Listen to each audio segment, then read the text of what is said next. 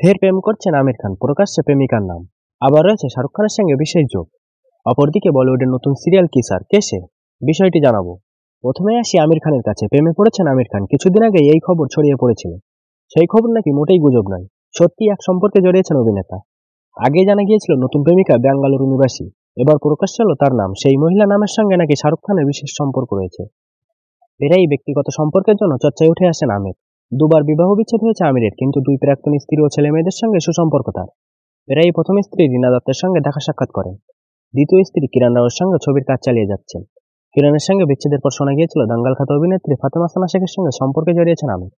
শোনা যায় সেই কারণেই নাকি কিরণের সঙ্গে সম্পর্কে চির ধরেছিল। কিন্তু এখন জানা যাচ্ছে ফাতেমা নয়, আমিরের জীবনে এসেছেন অন্য কেউ। সম্পর্কে নাকি বেশ নিমজ্জিত আমির। তবে এখন এই বিষয়ে মুখ খোলেননি আমির খান।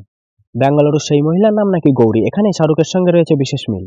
শাহরুখের স্ত্রীর নাম যে গৌরী খান তা তো সকলেই জানে।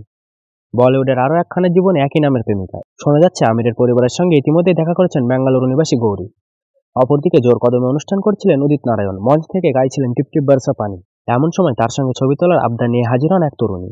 দেখে এগিয়ে আসেন গায়ক। ছবি তোলাকালীন হঠাৎ উদিতের গালে চুমু খেয়ে বসেন ওই তরুণী। সঙ্গে সঙ্গে পাল্টা ওই তরুণীর ঠোঁটের উপর ঠোঁট চেপে ধরেন উদিত নারায়ণ।